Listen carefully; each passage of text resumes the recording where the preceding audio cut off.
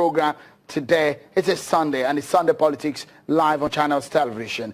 Every minute counts. So let's begin with a story coming from the Niger Delta region. Welcome, everyone. I'm Sean Kimbaloye. Well, the Niger Delta Avengers, who struck oil installations in the Niger Delta region last year, said they want to end their self-imposed ceasefire.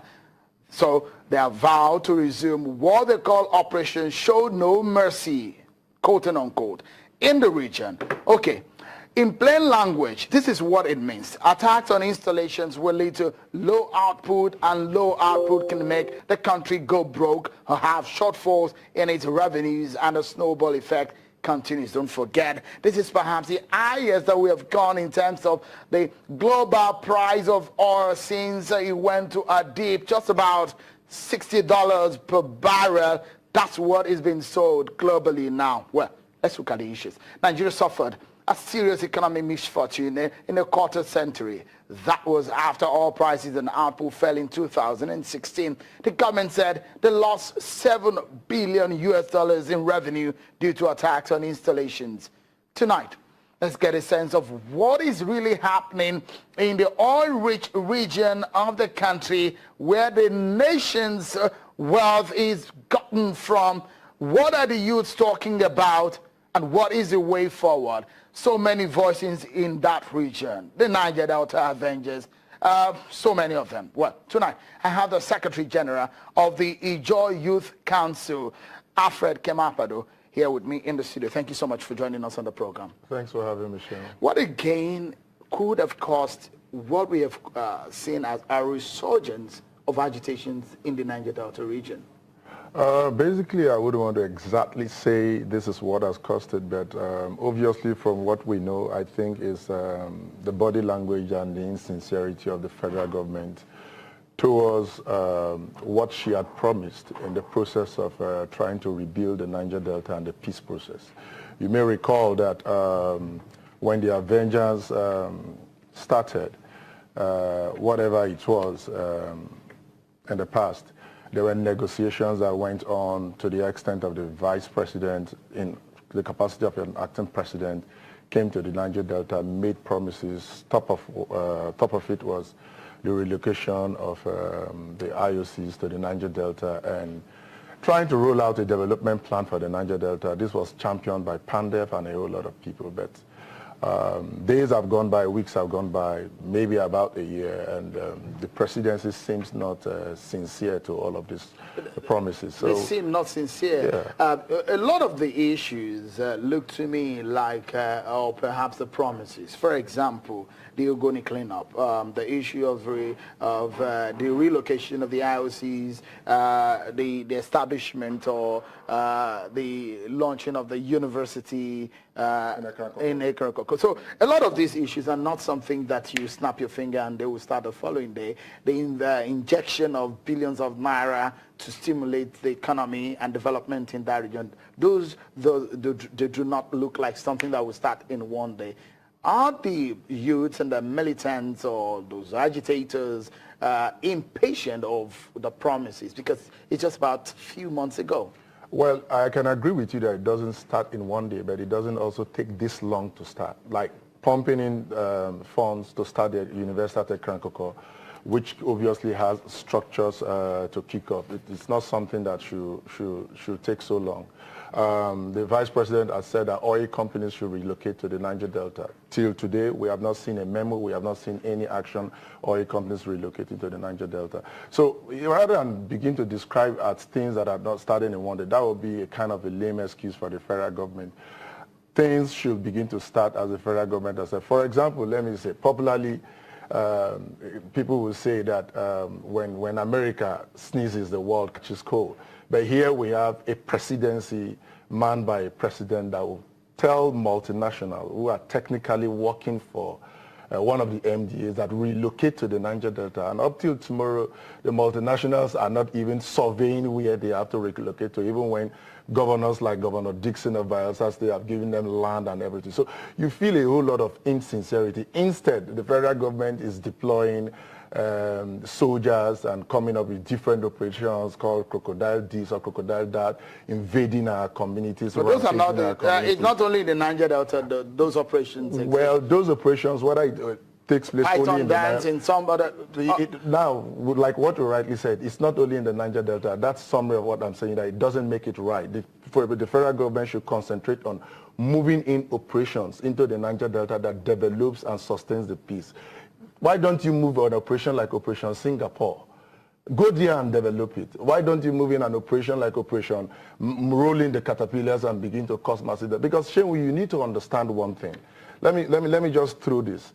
The trade exchange between the city of Houston, Texas, and Nigeria alone in 2016 was about $16 billion. $16 billion is about the budget in Nigeria at that particular point in time. I am saying this to say that when you concentrate on the massive development of the Niger Delta, not only in the oil industry, but the overall development of the, it automatically develops even the Nigerian states. Now, if you look at the oil industry, you discover that even in countries like the US, where the Mobiles and others come from, they have their operational base within where the oil is found. Like, for example, you have Chevron in Texas, you have others in California, you go to even Norway, you see the oil multinationals, they operate within the region where the oil is found, in Stavanger, in Aberdeen, in the UK and others. So that shouldn't be a different case in the Niger Delta. But over there in the Niger Delta, we are just, when you say move down the oil companies to the region where they operate, so that they can cause this massive development that could have a multiplier effect on the whole country. People tend to say insecurity issue, and that argument is also lame, because the production of oil goes up and it's appreciable so much that you are quoting about $60. Then it's safe for the production to go up, but it's not safe for the oil companies to move. Then you are treating the Niger Delta like the proverbial girl that is good to sleep with, is good to lay with her, but she is not good to marry. And that's disrespectful and offensive.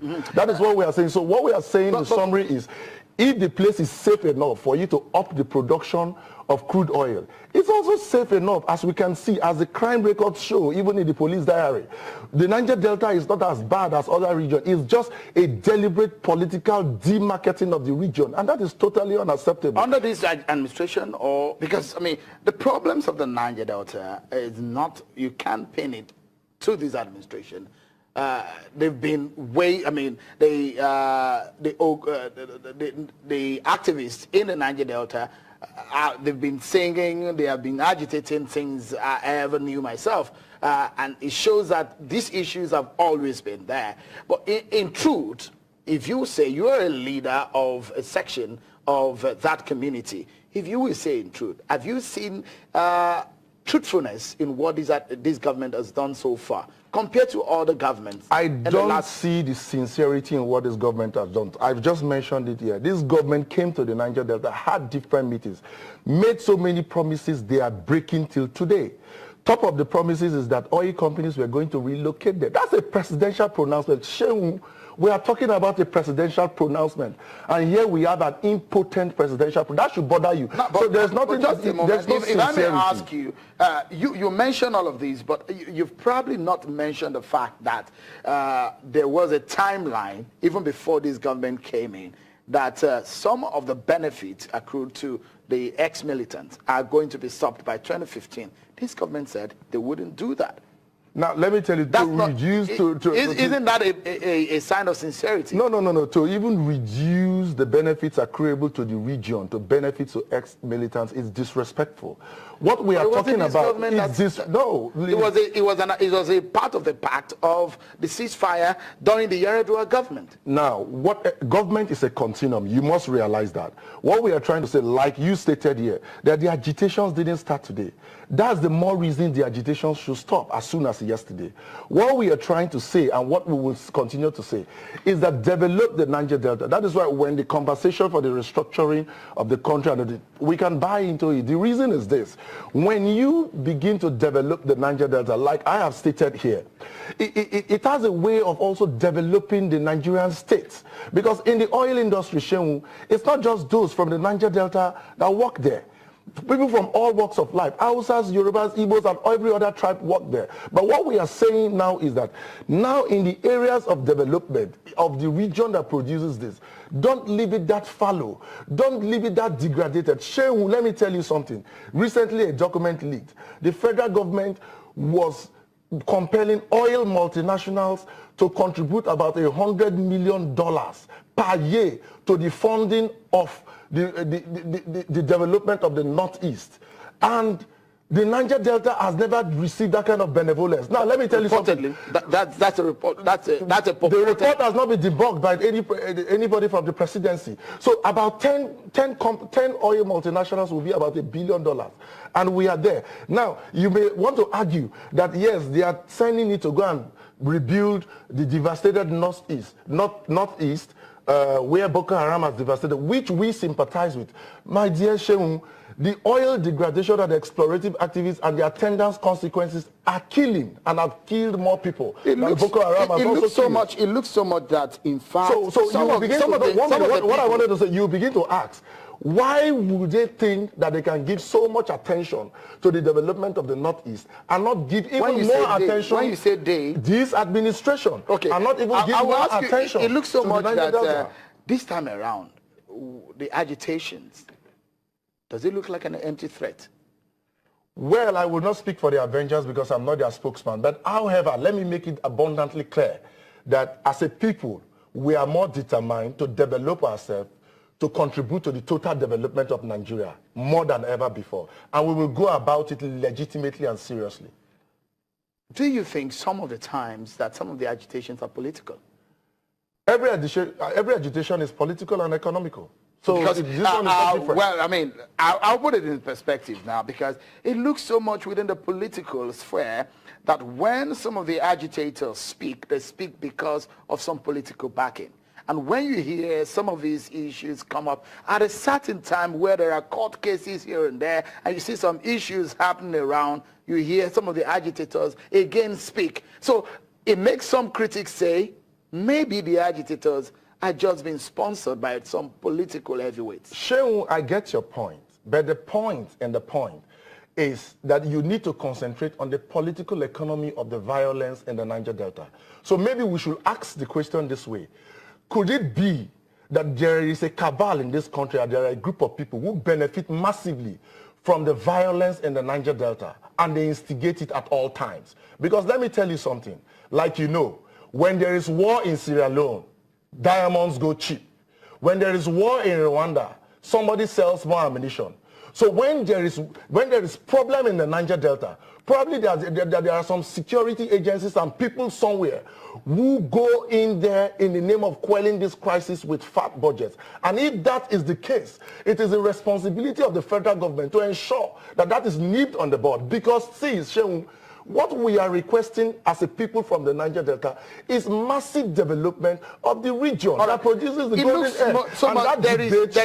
The singing is not twisted from several hymn books. That's what it looks so much. There's a distrust in the leadership that is even taking on the negotiation with the federal government. Some of the group have said they lost interest in Pandev. Is the IYC, Ijaw Youth Council, or have they also lost trust in the Pandev? We have confidence in Pandev. We also have confidence in whatever process that can be sincerely brought on the deck. What we want is a practical plan. Look at, Mr. President came and flagged up the cleanup of Ogoni. To start with, Ogoni is a metaphor and so metaphorical of the degradation in the environment. What has been put in Ogoni? Nothing. You came here and you said oil companies are moving down. They are not moving down. And here we are distracting. I will ask you this question. If the federal government does not make a move now, what do you think is a major implication?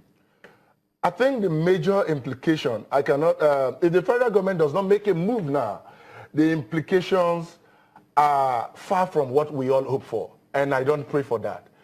So I will take this advantage to call on the federal government, President Muhammad Buhari, to show more sincerity. You see, I will tell President Muhammad Buhari to go back to his first initial statement, that it belongs to everybody and it belongs to no one. So that we don't begin to distract the conversation of developing the Niger Delta with immaterial, petty conversations such as this person was there, that happened, that not happened. The area is part of Nigeria, and this conversation, and Shehu, let me finally tell you this. When there is crisis in the Niger Delta, the first casualty and the only casualty most times is a Nigerian. You can describe that Nigerian as a soldier. You can describe that Nigerian as a youth from the Niger Delta. We must leave it at that. Either of the casualty is not necessary. We must leave it at that. The president needs to go tough on it and sincere on it. And that sincerity has to be felt by people from the Niger Delta. We must leave it at that. Thank you so much. Alfred Kemepado is the Secretary General of the Joy Youth Council. Many thanks for your thoughts there. Thanks for having me.